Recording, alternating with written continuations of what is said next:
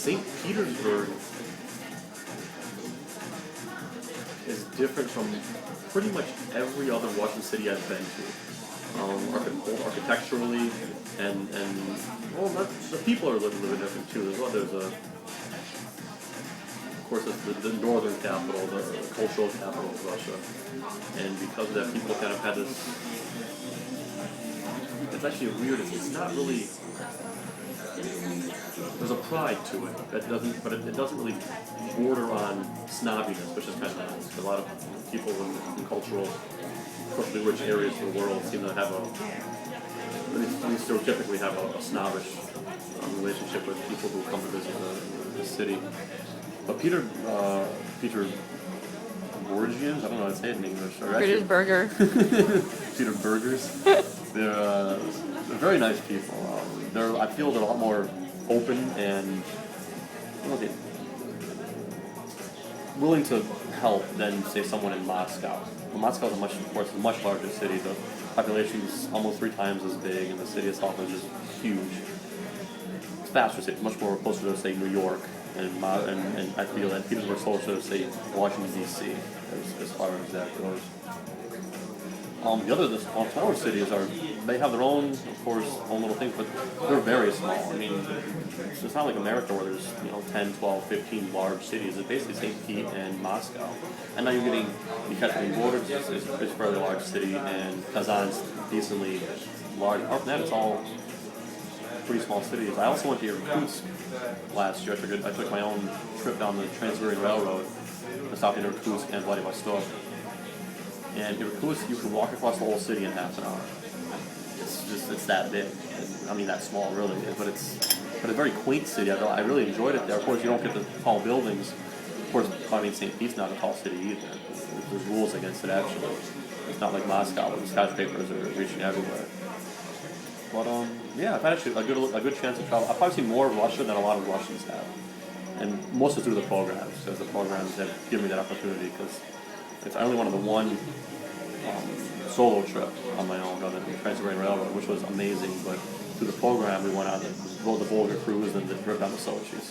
So how did you make the trip on your own? Did you do a road trip? Or? I just bought train tickets and got on with it. Basically, I set up with a hostel in Irkutsk, stayed in Irkutsk for a day, went to Lake Baikal for a day, did a train ride around the lake. Well, I don't know the whole lake, obviously, did like a week, but around on one of the shores of the lake and did that trip. And then I went on a train from there to Vladivostok, walked around the city for the day, and then took a plane back. And we had a 9-day window to do it, and so I was on the train for 7 of those 9 days, pretty much.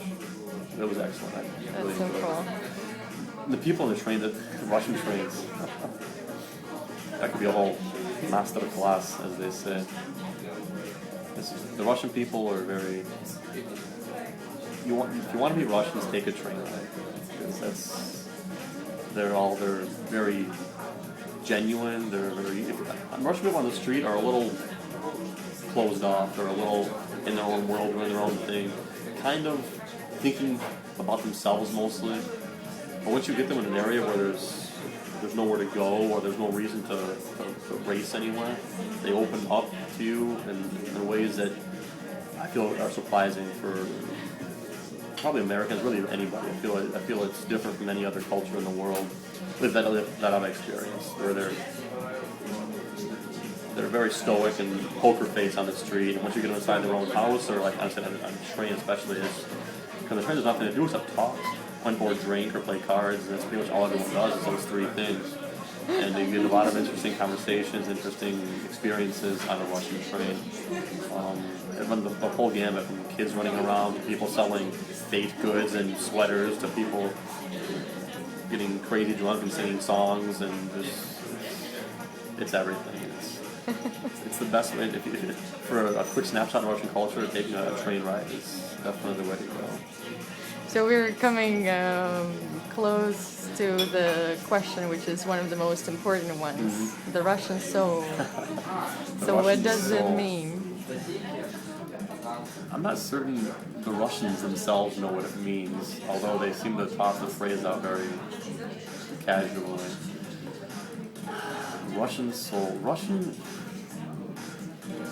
Russian soul, the Russian mentality is this amazing amalgam of contradictions where,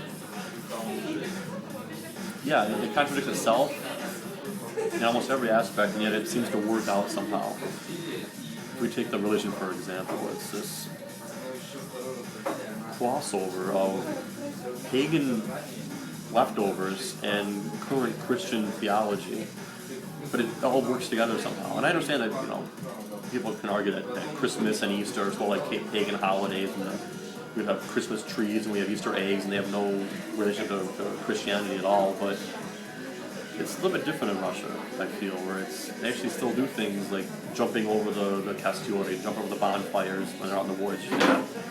Not because it's a thrill, because there's, I don't know, it's this leftover from the whole pagan style, and this, actually we're in the middle of Maslenitsa right now, which is the pagan tradition where the bleen represents the sun and all these pagan symbols, and it's totally part of this pre-Lent idea, and it just somehow fits together with the Christian norms that they have also really well, and it's really bizarre because they shouldn't fit. They should kind of in the Russian, I think of the English term, but they should not argue with each other, but they shouldn't fit in as well as they do. And the Russians just accept it. They don't think about it. I don't say rationally, but they pretty much only think about it rationally.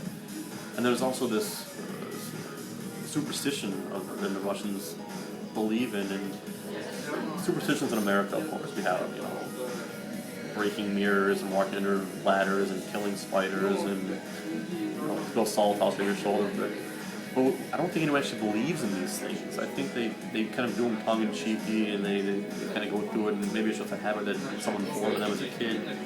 But I feel the Russians actually believe in this. You won't see a day. I don't think I've had a day in this country I've not seen a Russian go over the shoulder 3 times, or knock on wood, and mean it. But they're smart people. That's why it's so against logic. Yeah, it goes against all logic to say that this and this and this and this. And take medicine, for example, too. It's the same thing. Smart people, and the medicine's very. It's totally modern. They do modern things. It's not a problem. But there's still these weird old school ways to deal with getting sick. They still roll vodka on your chest when you get a cold. That's supposed to, I don't know how it's supposed to help you, but it's supposed to help you. They put mustard seed in your, raw mustard in your socks, because they want you to get really hot. I don't know what it's for.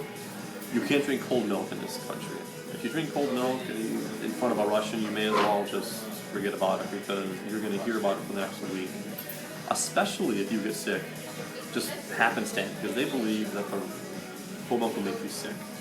And I think it's due to the fact that back in the day, they didn't get pasteurization of milk as soon as we did in America, and so they kind of bleeds into this whole, the milk is still a bacteria in it, so you need it warmer before you drink it, so you don't get sick from the bacteria.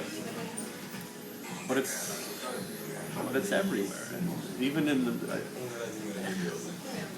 And I thought it was just Russians believing this, but it's in every aspect of their culture. I saw the movie. Простоквашино. Yeah, Простоквашино, спасибо. This awesome, very amusing Soviet cartoon. Okay. Children's cartoon. About this kid who runs away from home, and he gets these two, a dog and a cat to go with them. They find this abandoned house in this village, and they go and live there for a while.